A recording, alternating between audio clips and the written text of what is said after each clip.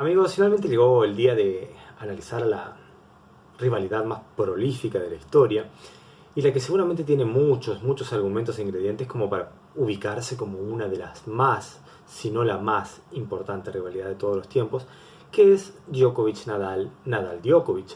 Y muchos me pedían en los videos anteriores, sobre todo en el de Nadal-Federer, y me decían que me había quedado un poco corto con el video, que fue un video bastante largo, por el hecho de que no habíamos analizado los aspectos técnicos y los cambios que hizo Federer y las características de Nadal. Bueno, hubiese sido un video de más o menos unas 3 horas si hubiésemos hablado de todas las particularidades de ese enfrentamiento que tiene aristas tan importantes y tan interesantes. Pero, a modo de defensa, podemos decir que hemos analizado mucho en el canal el enfrentamiento entre Nadal y Federer. De hecho, pueden volver a ese video y ver cómo en el comentario fijado tenemos linkeado uno de los videos en donde hablamos qué es lo que hizo Federer para empezar a dar vuelta de alguna manera a la historia a partir de 2017. Entonces hablamos de los cambios técnicos, de los cambios psicológicos y todo eso.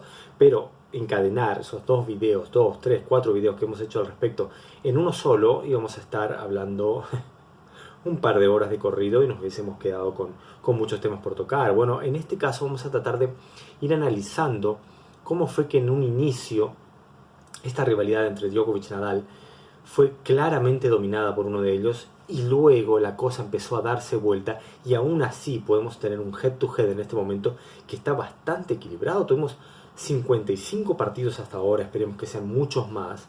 La rivalidad más prolífica de la historia en el tenis masculino. Todavía no llegamos a niveles de Navratilova-Ebert, pero seguro que ver 55 ediciones de un solo enfrentamiento del circuito masculino es algo que habla de la tremenda longevidad que están mostrando estos jugadores y sobre todo el tremendo dominio que han tenido, porque han llegado a enfrentarse mayormente en los últimos tiempos en instancias finales. Cada uno partía la competencia como número 1, el otro como número 2, y entonces teníamos la posibilidad o teníamos que esperar un enfrentamiento solamente en la final. No tuvieron muchos problemas para que esa final se dé, atravesando rivales impresionantes como Roger Federer, como Andy Murray. Bueno, de alguna manera la final en esos tiempos de bien entrados los 2000, la década del 2010, casi siempre la final era Nadal Djokovic, Djokovic Nadal.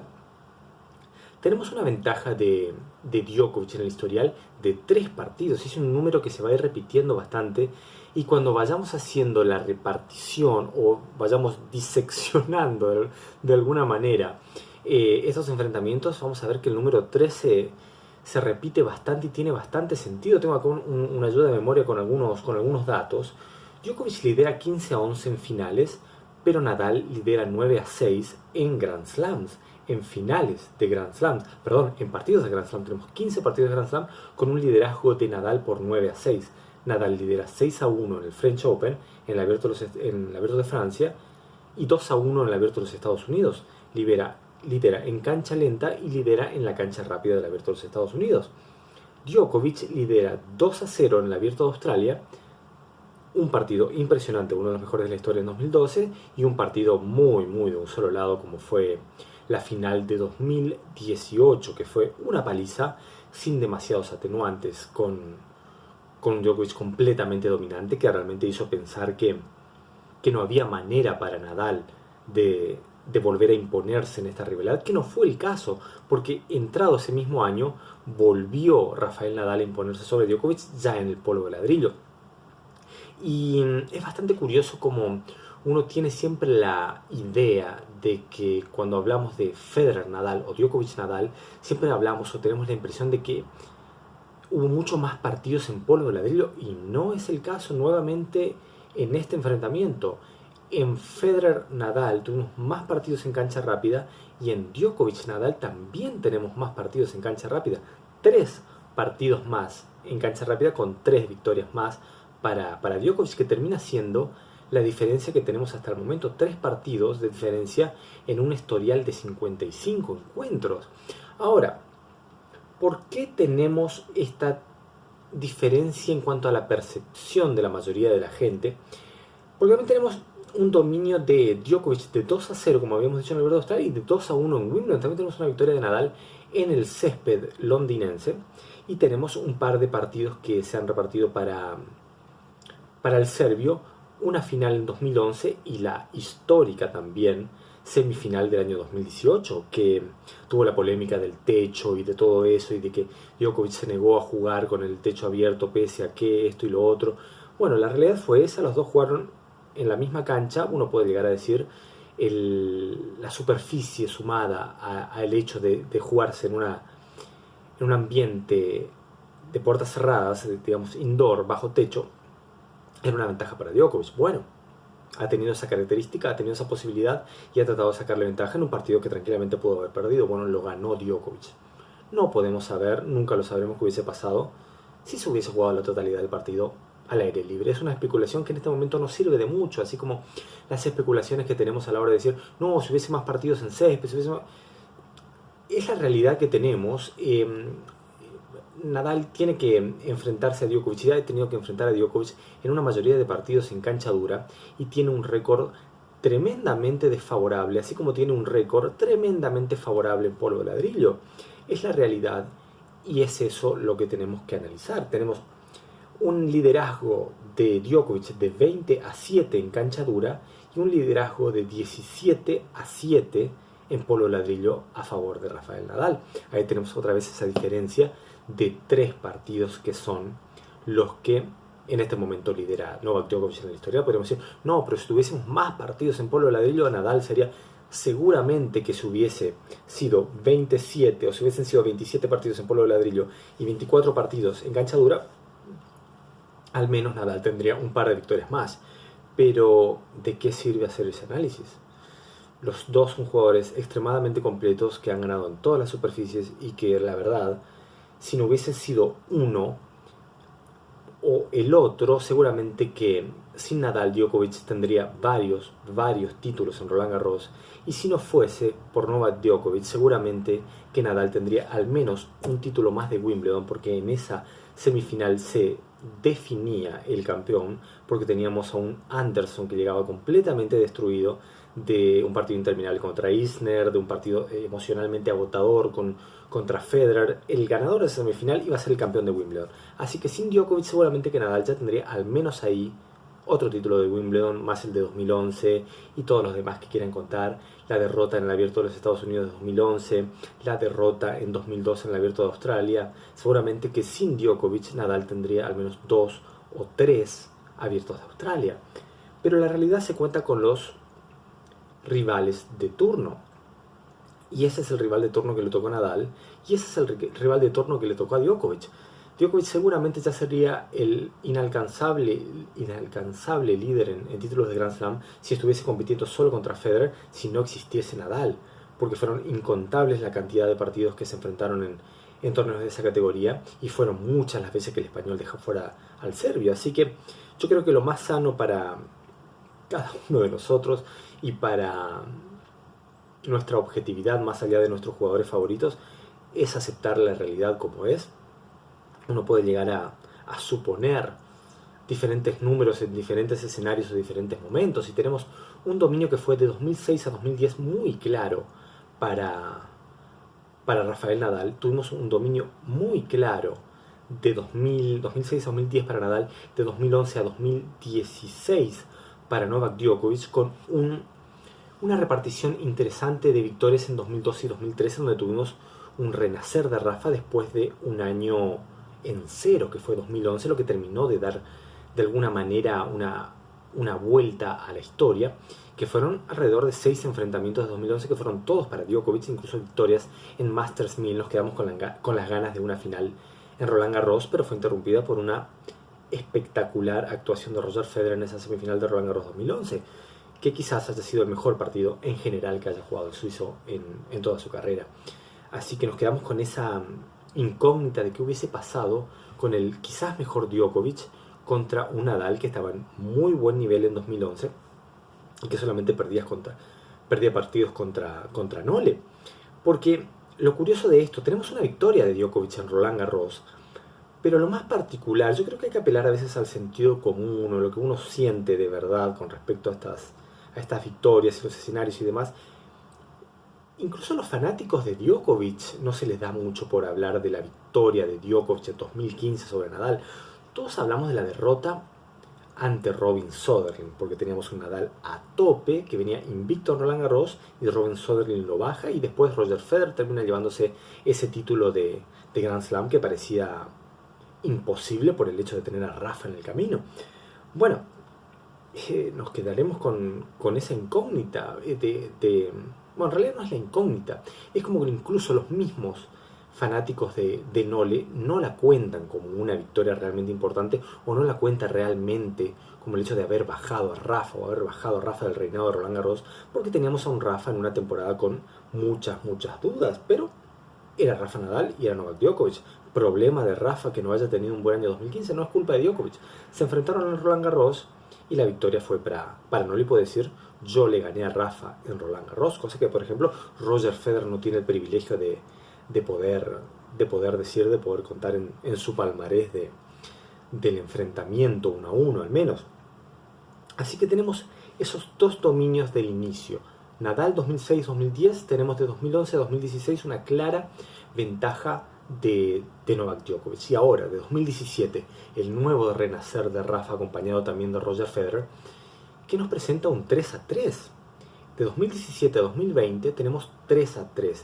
Pero claro, cuando queremos de alguna manera desmerecer o inclinar el análisis para un lado o para el otro, hablamos de que no solamente le ganó en polvo de ladrillo Rafa, es cierto.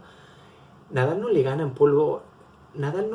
en cancha rápida a Novak Djokovic hasta el año 2013 en el Abierto de los Estados Unidos, donde tuvo también victorias en el Master 1000 de Canadá y varias victorias en esos 2 años, 2012-2013. Y si queremos, también podemos decir que Novak Djokovic no le gana a Rafael Nadal en cancha lenta desde el año 2006. 2016 han pasado 4 temporadas enteras en las que Djokovic no le puede ganar en polvo. ¿A qué le damos más valor? Es muy subjetivo. Hay varios torneos sobre polvo de ladrillo. Seguramente que la cosa o el número 1 del mundo se define por los puntos que se puedan conseguir también fuera del polvo de ladrillo, en el cemento estadounidense, y es por eso que la actuación del Abierto de los Estados Unidos ha definido al número 1 del mundo en las últimas temporadas, que se han estado repartiendo entre Nadal y Djokovic. Normalmente, cuando creíamos que 2018 iba a ser para Nadal, hubo una debacle de Rafa y el Abierto de los Estados Unidos le terminó dando el número 1 a Djokovic. En 2019, cuando decíamos, no, esto es para Djokovic, no pasa nada, tuvimos un bajón de Djokovic, el título de Nadal en el Abierto de los Estados Unidos y el número 1 del mundo, más allá de lo que pasó en el torneo de maestros, donde tuvimos actuaciones espectaculares, partidos increíbles, y con un Rafa eliminado tempranamente, pese a el segundo y tercer partido haber mostrado un gran nivel y levantado varios partidos. Tuvimos a Federer ganándole a Djokovic y a Dios número 1. Así que es una rivalidad que es muy interesante. ¿Por qué se empezó a dar vuelta la cosa? Yo creo que del año 2006 al año 2011, del año 2006 al año 2010, había una pequeña superioridad física de Rafa, aparte de una superioridad psicológica, y el hecho de no poder encontrarle una vuelta a ese revés cruzado que también le había traído tantos problemas a Roger Federer. Ahora, desde la evolución física, de que Novak Djokovic dejó de tener problemas de agotarse en el tercer set, de no poder cerrar los partidos, de tener problemas al mejor de 5, seguramente con el cambio de alimentación, el cambio de preparación física, que según sus propias palabras le ha cambiado la carrera y le ha dado mucha más resistencia, cosa que en los últimos años empezamos a analizar que quizás sí tenga mucha resistencia, pero está empezando a perder un poco de potencia. Bueno, él sabrá qué es lo que resigna y qué es lo que gana. Yo creo que el hecho de la evolución del revés, así como Roger Federer la tuvo que implementar a partir de 2017 para imponerse a Rafa, el hecho de poder atacar las pelotas altas, incluso en una cancha lenta, le empezaron a dar muchos más partidos a Novak Djokovic. Esto empezó después de un 2010 en el que Rafa no le va muy bien en el Abierto de Australia, ciertos problemas con ampollas, esto y lo otro, una eliminación bastante temprana y un título de Novak Djokovic que decíamos, bueno, se va a meter en la discusión, pero los que mandan son Rafa y Roger. Tuvimos un enfrentamiento en Indian Wells y Rafa gana ese primer set y creíamos, bueno, Djokovic está bien, pero el número 1 es Rafa. Venía un 2010 completamente dominante y creíamos que la cosa iba a seguir por ahí. Fue un partido muy complicado y muy parejo que terminó sacándolo Nole. la cosa se repite en Miami y después viene la temporada de Polo de Ladrillo cuando creíamos que iba a dominar. Y ahí fue cuando Djokovic pudo imponer un poco de superioridad mental en el enfrentamiento y no solamente imponerse por la capacidad física, la capacidad técnica. Yo creo que pudo sacarse el fantasma de enfrentar a Rafa y pudo entrar con mucha más confianza en esos partidos. Arrancó 2012 también de la misma manera, un partido impresionante que yo creo que si de alguna manera ese quinto set Rafa lo hubiese podido cerrar cuando tuvo ventaja, podría haber dado otro vuelco en el historial y quizás estaríamos con algo muy parejo, con una leve ventaja, pero la realidad fue esa y la cosa siguió así. Yo creo que la capacidad física, la capacidad de igualar en intensidad y de poder atacar, sobre todo en una cancha rápida, ese revés alto, esa pelota al revés alto de la derecha cruzada de Rafa, creo que fue clave para empezar a dar vuelta al historial, que lo tuvo la mayoría de los años abajo. Hace pocas temporadas que Djokovic lo pudo dar vuelta y ahora se mantiene con una sólida ventaja de 3 partidos. Hablamos de lo que cambió Djokovic. ¿Hay algo que haya cambiado Nadal? Yo creo que hay algo que perdió Nadal, que podemos empezar a marcar muy bien a partir del año 2013, o cuando se terminó el año 2013, y empezó ese 2014 con el Abierto de Australia, con una final ante Wawrinka, con los ya conocidos problemas de espalda y demás, que después, al retomar la temporada, no cosechó más que derrotas, incluso en todas las superficies ante Djokovic, hasta que se llegó a la final de Roland Garros y de alguna manera lo dio vuelta y pudo llevarse el título Nadal. Y después vino la debacle total de 2015-2016, donde Djokovic, aparte de tener un nivel impresionante, se chocó con una versión bastante baja de Rafa y pudo acumular una cantidad de victorias muy muy importantes que hoy le está sirviendo para mantenerse arriba en el historial. Yo creo que para que podamos volver a tener una paridad en cancha rápida, vamos a tener que ver una evolución física o una recuperación física, digamos, de Rafa para poder mantenerse en el tú a tú, de la intensidad de la cancha rápida ante Nole. Creo que en polo de ladrillo la superioridad la sigue teniendo Rafa, como ante todos los demás integrantes del circuito, pero si queremos tener a un Nadal con cierta consistencia, siendo una amenaza en cancha rápida, me parece que vamos a necesitar una capacidad física al menos parecida a la de 2013. Así que, sinceramente, creo que esta rivalidad es de las más apasionantes por el hecho de la intensidad. Cada partido era realmente una guerra entre Nadal y Djokovic, quizás sin la brillantez de un partido entre Roger y Nadal, porque hay ciertos matices en cuanto a los estilos que puede hacerlo algo más atractivo a ese choque. Pero yo he disfrutado como pocos los partidos de Nadal y Djokovic. Hay una tensión impresionante, hay una intensidad física nunca vista, y yo creo que apenas pase esta pesadilla del 2020, creo que vamos a volver a tener muchas ediciones más y espero que sigan siendo tan apasionantes como hasta ahora. Así que eso es lo que tengo para contarles. Ha sido un video bastante largo porque hay mucho para hablar y hay mucho que quedó para seguir comentando. Me gustaría que los comentarios vengan por su parte, que opinan, si creen que esta rivalidad puede ser la mejor de la historia. Y ya saben, si les gustó no olviden darle like y no olviden suscribirse al canal.